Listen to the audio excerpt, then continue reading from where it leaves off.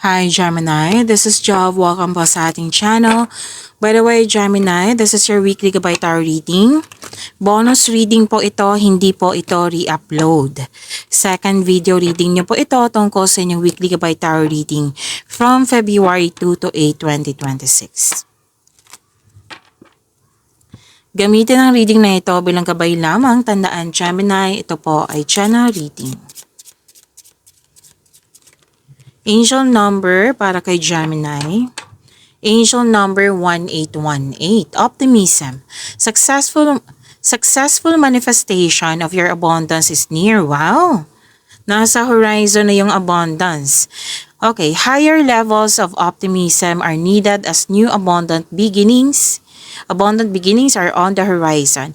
Brighter days always come after the darkest of nights. To attract more blessings, let us say the power of affirmation. Let us say everything is in perfect order as I enter into this next chapter of my journey and connect to the abundance that is near. So this new journey ay magbibigay sa iyo ng abundance. Yes. Wow. So after this challenge, struggles, fear or mga bigat ng nararamdaman, after nitong ma-release, magkakaroon po ng abundance. So maintain positive mindset, positive thoughts. Yes, para ma-achieve itong manifestation nyo. Okay?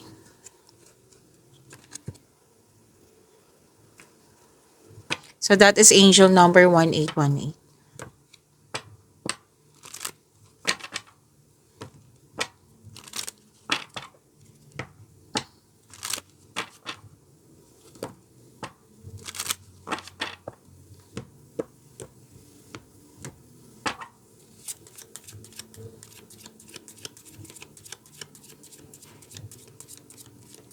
Maraming salamat po sa mga hindi nag-skip ng ads. Subscribe na po kayo sa ating channel at click bell notification para updated po kayo sa bagong video natin.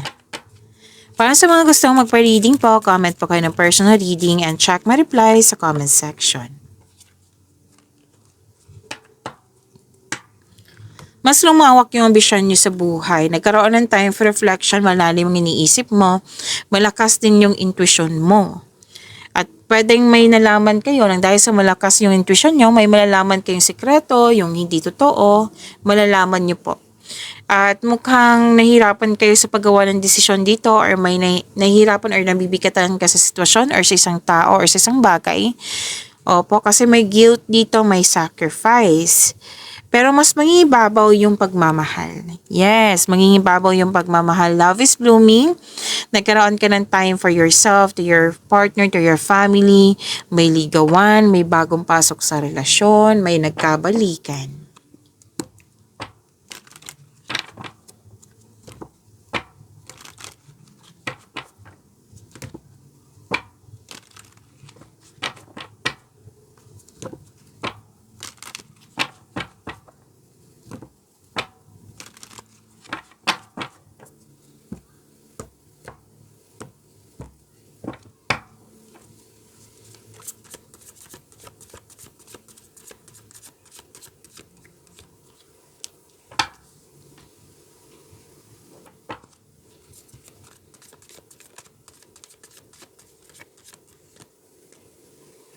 This is your energy for this week, Gemini.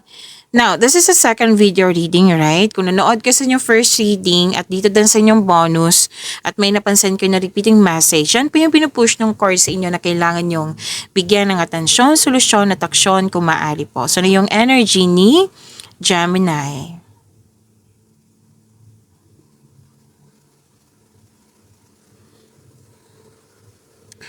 May makilala kang mabubuting tao. Masaya ka kasi naging tapat yung kaibigan mo or kakilala mo.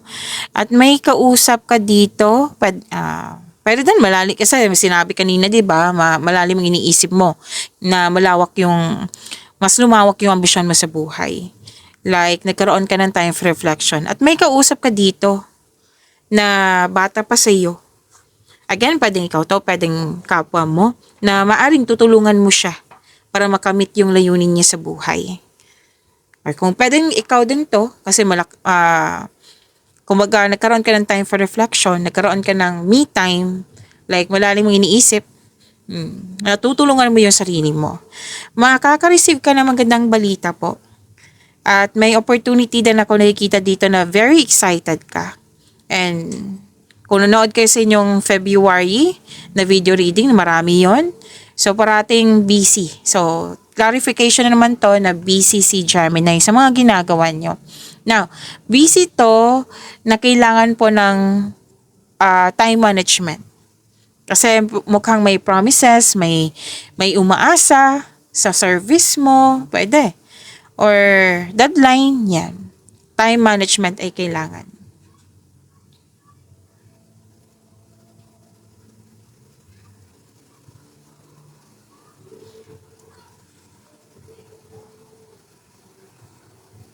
Okay. May challenge, may struggle, pero buong tapang, oo, naharapin ito. Kumbaga, malakas ang yung confidence at katapangan at kumpiyansa ang nakikita ko dito. Okay, may ganap din na pinagtanggol mo yung kasamahan mo laban sa iba. So, sabi ng card, wag mo daw kayo mag-focus sa problema kasi magdudulot itong ng pagtigil. Kung may conflict, mag-usap ng mahinahon. Pero nakikita ko naman dito na kung gawain man to sa tao ba to o sa sitwasyon, ma-overcome nyo po ito. Tapos may nakita kong negotiation dito. Magkakaroon siya ng successful agreement. Any kind of negotiation po.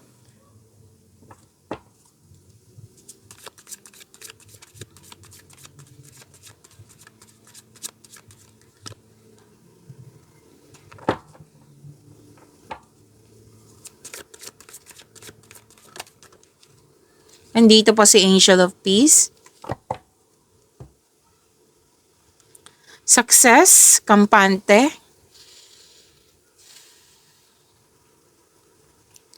Kampante sa iyong sitwasyon, kampante na sa career and money nyo. Ginagamit niyo po yung logical, gumagawa ka ng logical na aksyon. May promotion, pwede din may leadership role na ino-offer sa iyo. Pwedeng tatangkapin mo to. Yes. Tapos ginagalang ka at kinikilala ka ng mga tao dyan. Kasi marami ka ng mabubuting contribution. Kung may legal concern kayo, may magandang balita po kayong matanggap.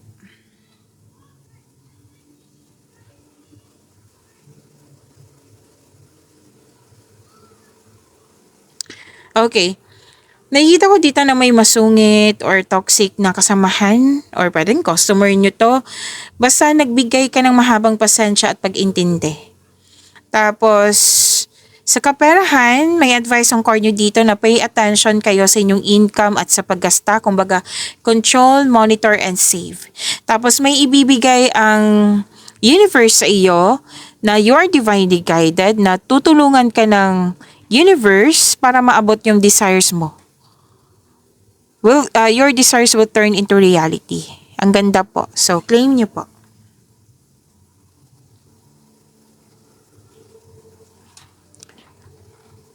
To attract more blessings, let us say the power affirmation. Let us say, I sense my angels' loving guidance around me.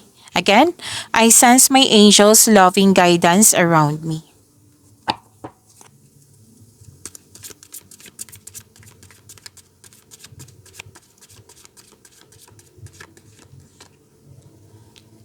Wow, nakuha mo si Wheel of Fortune, Angel of Destiny.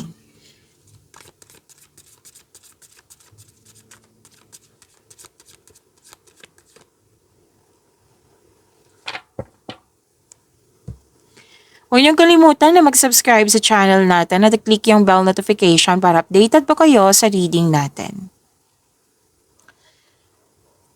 Okay, so sabi dito makaka-receive kayo ng blessings. May nakita kasi akong hindi nagkaroon ng pagkakaunawaan dito or may problema. Tapos naka-receive ka ng blessings at nagkaroon ng pagkakaayos. Kumbaga, you are moving from a painful cycle to happiness. So, embrace this new situation na dumating sa inyong buhay. Okay? Basta mag-focus kayo sa makontrol nyo in order to find peace. Let go muna pa hang hindi makontrol. So may changes sa darating, may blessings sa darating, and this is good luck and good karma and happiness. So claim nyo po. Pag-imani nyo po yung blessings na binigay sa inyo, Gemini. See you tomorrow. Maraming salamat po.